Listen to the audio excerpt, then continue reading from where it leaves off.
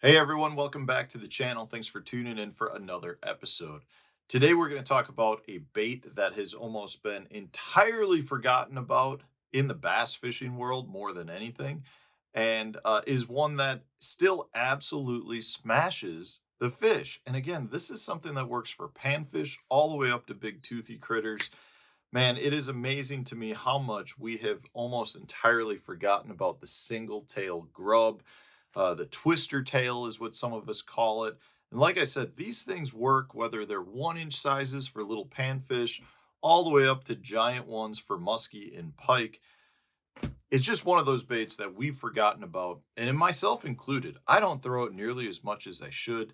Now, I got to tell you, it was an early bait for me. I had kind of gotten into bass fishing, and I would say there was a point, probably when I was like 14 to 16 or 17, where this was a go to bait of mine. We would do a lot of fishing on some small little lakes, and it did not take me long to realize the catching power that these had. Now, I was throwing at that time 3 and 4 inch Mr. Twister tails. But I'd take it out and I would catch a little bit of everything. I'd catch bass, I'd catch perch, I'd catch crappie.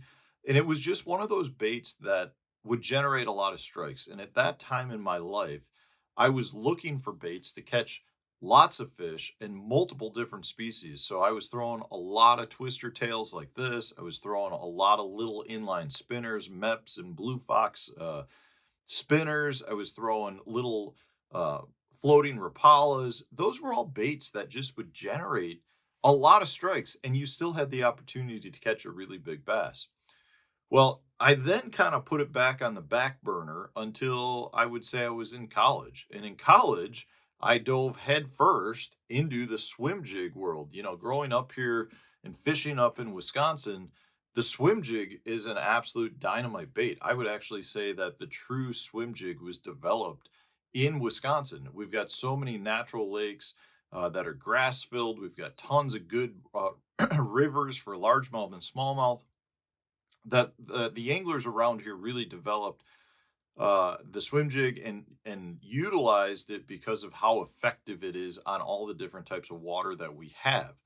So I picked up the swim jig because when I was reading articles about local tournaments, the swim jig was something that was always being mentioned. There were a lot of local swim jig makers, and then I started making my own swim jigs. I was pouring the heads, tying the skirts. I was making them completely myself.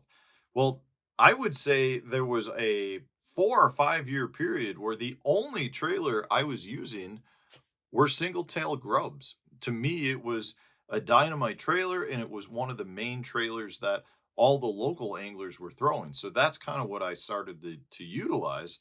And then it wasn't until much later where I started throwing boot tails and some experimenting with other trailers. And I still do throw a single tail grub on my swim jig trailers, but probably not nearly as much as I should. And then I started getting into professional tournaments, and I didn't find the application for single tail grubs to be something that I just fell back on a lot. There were some times we went to places like Beaver Lake and some really clear water fisheries where I still would have one tied on, but it was much more lake dictated.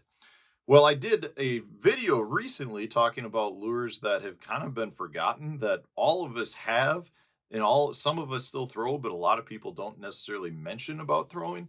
And one bait that I got probably, I'm going to say 15 or 20 comments from or about was the single tail grub. So I figured I would do another video on the single tail grub to talk about how, yes, we have completely forgotten about it, myself included, and at the same time how it is an extremely versatile bait and give you some different techniques and ways you should be fishing it in ways that I have had good success. One of those absolutely is as a trailer, guys. So as I talked about with the swim jig, it's a great swim jig trailer, but it also is a great trailer for your spinner baits. It's a good trailer if you're fishing things like a buzz bait. It's a good trailer for vibrating jigs as well. One of the nice things with respect to a grub trailer, a single tail grub, is it really does not grab much water. So they flow really nice. They have a lot of movement, but they don't impede the action of the bait. That's one of the reasons it's so good with swim jigs. It's another reason why I think we should start using it more with your vibrating jigs. You still get a lot of erratic movement out of the bait without the trailer actually stopping it. And from that standpoint, I think it's definitely worth having just as a trailer. The other thing to mention is they generally hold up very well. You can fish them all day long and very rarely go through one as a trailer. But that's the first way that I really like to throw them. I would say the second most popular way is to fish them on a jig head. So in this case, I've got this just on a core tackle finesse tush. If you want to throw it on a ball head, like a lot of people do, that's another perfectly good way to do it. I am a big fan though of throwing it on the finesse tush just because of how streamlined it gets. You also get a much more level presentation of the bait. And that's one of the keys with these. When they flow through the water, they have a really nice gliding motion.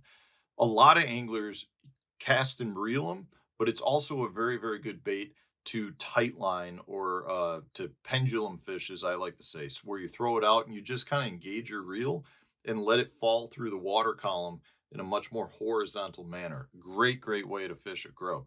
But on your standard traditional jig heads, can't go wrong with a grub in that manner. A couple other ways that I like to fish them is as a wobble head. So we talk about how you can fish wobble heads, and I don't know if I have one here.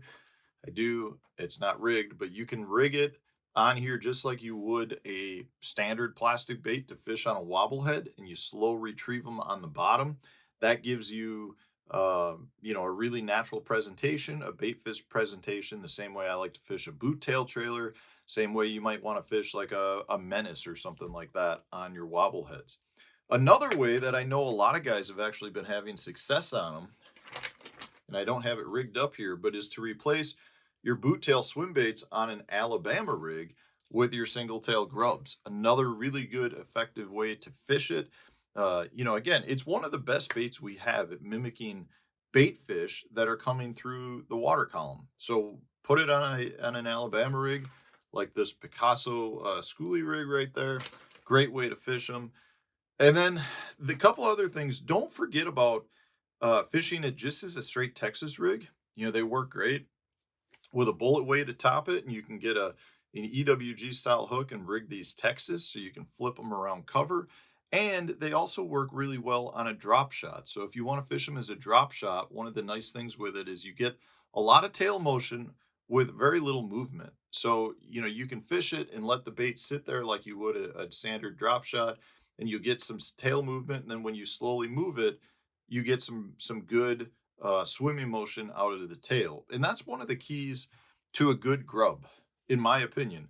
You're looking for a grub that has really good tail movement with as little retrieving motion as possible, meaning you want the tail to swim without actually having to burn it back to the boat. Some grubs are made with a heavier plastic and they don't tend to swim nearly as nice. You want one that just swims and undulates through the water column with as slow a retrieve as possible. Basically, like I said, if you're tight lining where you just engage your reel and you've got an 1/8 ounce or 16th ounce head here and you're just letting it flow, you want that tail just to go and undulate. If the tail's not swimming, it's probably not the right one to be throwing. Some of the ones that I really like to throw, Kaleen's has a lunker grub. That's a great one. And I'll put links for these so that you guys can go check them out. The Kaleen's is really good. Dry Creek has one that's called the Money Grubber, I think. That's an excellent one. And then the other one that I really like to throw as well is Yamamoto's single tail grub. So they've got Yamamoto has single tail, double tails. I really like the single tail Yamamoto one too. So that's the three that I tend to throw. There's also another local guy here that pours them that I've bought some from as well in the past that work really well. But from the standpoint of you guys out there being able to get them, those are the ones that I like. Don't forget about the grub. Don't. At a very minimum, use it as a trailer on some of your different baits. It's a great way to bulk up a bait, great way to give it more of a bait fish presentation and profile. But man, they work for everything. They really, really do. And the funny thing is, this is actually just a replacement tail for a bait. but you can get really big ones as well and just fish them like that. Toothy critters love them too. So thanks for watching, guys. I appreciate all you out there. Let's not forget about the grub. Bring it back into our rotation, and stay tuned. We'll have a new video coming out tomorrow for you.